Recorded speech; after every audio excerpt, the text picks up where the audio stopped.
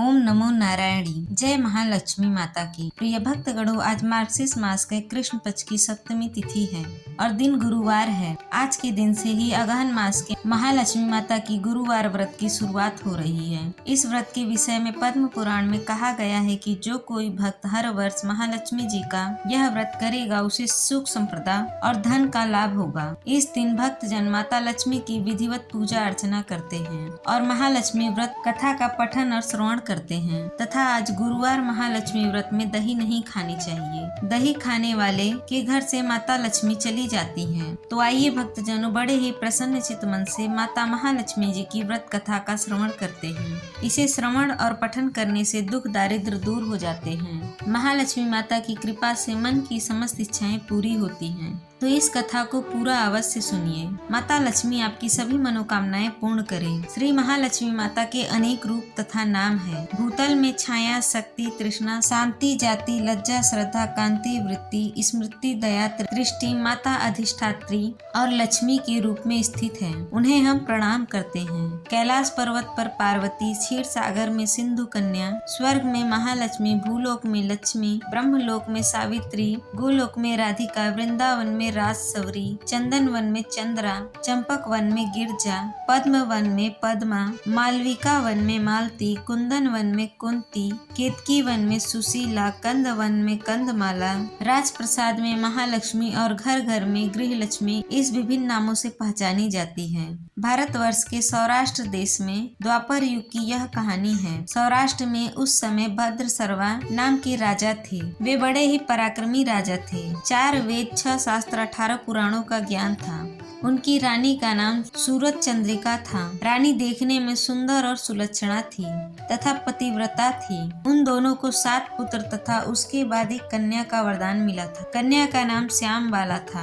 एक बार महालक्ष्मी के मन में आया कि जाकर उस राजा के राजप्रसाद में रहें। इससे राजा को दुगनी धन दौलत की प्राप्ति होगी और वह इस धन दौलत से अपने प्रजा को सुख दे पाएगा। गरीब के घर अगर रहे और उसे धन दौलत प्राप्त हो तो वह स्वार्थी की तरह केवल अपने ऊपर ही खर्च करेगा। यह सोचकर महालक्ष्मी जी ने बूढ़ी ब्राह्मणी का रूप धारण किया। हाथ में लाठी लिए लाठी के सहारे राजा के द्वार तक पहुँचे। यद्यपि उन्होंने बूढ़ी औरत का रूप धारण किया था, पर उनके चेहरे पृथ्वी का तेज था।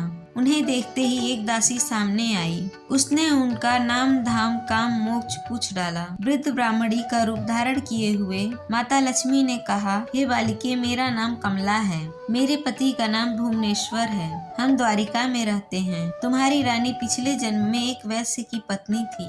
वह वैश्य गरीब था। दरिद्रता के कारण हर रोज घर में झगड़े होते थे तथा उसका पति रोज उसे मारता था। इस बात से तंग आकर वह घर छोड़कर चली गई तथा वन खाली पेट भटकने लगी। उसकी इस दुर्दशा पर मुझे दया आई। तब मैंने उसे सुख संपत्ति देने वाली श्री महालक्ष्मी की कथा सुनाई। मेरे कहने पर उसने श्री महालक्ष्मी का व्रत किया। श्री महालक्ष्मी प्रसन्न हुई। उसकी गरीबी दूर हो गई। उसका घर संसार दौलत, धन, शक्ति, संपत्ति से भर गया। बाद में पति पत्नी दोनों परलोक सिधारे। लक्ष्मी व्रत करने के कारण वे लक्ष्मी लोक में रहे। उन्होंने जितने साल महालक्ष्मी का व्रत किया उतने हजारों साल उन्हें सुख भोगने को मिला। इस जन्म में उनका जन्म राजघराने में हुआ है, परंतु वह श्री लक्ष्मी का व्रत करना भूल गई। उसे यह याद दिलाने मैं यहाँ आई हूँ। बुढ़िया की बातें सुनकर दासी ने उन्हें प्रणाम किया तथा श्री महालक्ष्मी का व्रत किस तरह किया जाए इस बारे में पूछा। बुढ़िया रूप धारण किए हुए श्री लक्ष्मी जी ने दासी को पूजा की विधि तथा महिमा बताई। इसके बाद दासी माता को प्रणाम करके रानी को बताने अंदर चली गई।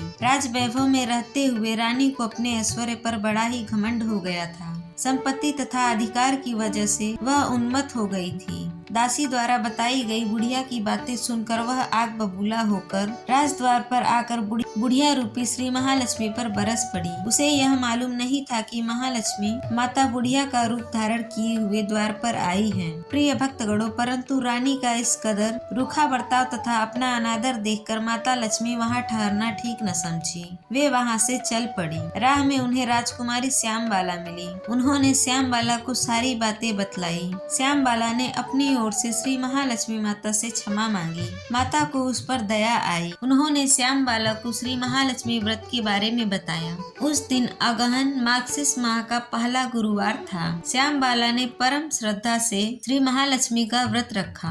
फल स्वरूप राजा सिद्धेश्वर के सुपुत्र मालाधर से उनका विवाह हुआ। वह धन दौलत ऐश्वर्य वैभव में मालामाल हो गई। पति के साथ ससुराल में आनंद से दिन बिताने लगी। उधर श्री महालक्ष्मी का रानी पर प्रकोप हुआ। राजा भद्रसवा का राज्य और कारोबार नष्ट हो गया। यहाँ तक कि खाने के लाने पड़ गए। ऐसी हालत में एक दिन रानी ने राजा से निवेदन किया कि हे महाराज, हमारा दामाद इतना बड़ा राजा है, धनवान है, ऐश्वर्यशाली है, क्यों ना उसके पास जाएं, अपना हाल उसे बताएं, वह जरूर हमारी मदद करेगा। इस बात पर राजा भद्रसवा दामाद के पास रवाना हुए, यानी दामाद से मिलने के लिए चल पड़े। अपने दामाद के राज्य में पहुंचकर एक तालाब के किनारे थोड़ी देर विश्राम करने के लिए ठहरे। तालाब से पानी लेने आते जाते दासियां उन्हें देख लिया।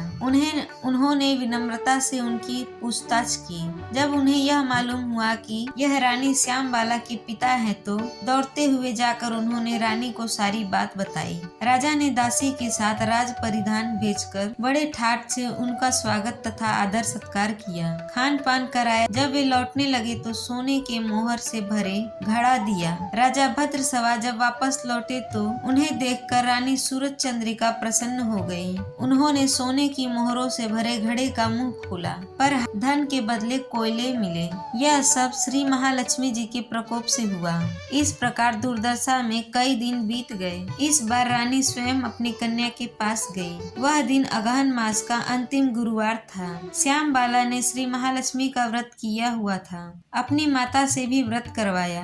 इसके बाद रानी अपने घर आई। श्री महालक्ष्मी जी का व्रत करने पर उसे फिर से अपना राजपाट, धन दौलत, ऐश्वर्य प्राप्त हुआ। वह फिर से सुख शांति आनंदमय जीवन बिताने लगी। कुछ दिनों बाद राजकन्या श्याम बाला अपने पिता के घर आई। उसे अपने घर देखकर सूरज चंद्रिका को पुरानी बातें याद आ गई। यह कि श्याम बाला ने अपने पिता को घड़ा भर कोयला दिया था और उसे तो कुछ भी नहीं दिया था। इस कारण श्याम बाला को पिता के घर आने पर उसका कोई आदर आतिथ्य नहीं हुआ, बल्कि अनादर हुआ। पर उसने इस बात का बुरा नहीं माना। अपने घर लौटते समय उसने पिता के घर से थोड़ा नमक ले लिया। जब वह अपने घर लौटी तो उसके पति ने पूछा, हे रानी, आप मायके से क्या लाई हो? इस पर उसने जवाब दिया, वहाँ का सार लाई हूँ। पति ने पूछा, इसका क्या मतलब है? श्याम बाला ने कहा, स्वामी थोड़ा धीरज तो रखें, सब मालूम हो जाएगा। उस दिन श्याम बाला ने सारा भोजन नमक डाले बिना बनाया और परोसा। पति ने सारा खाना चखा तो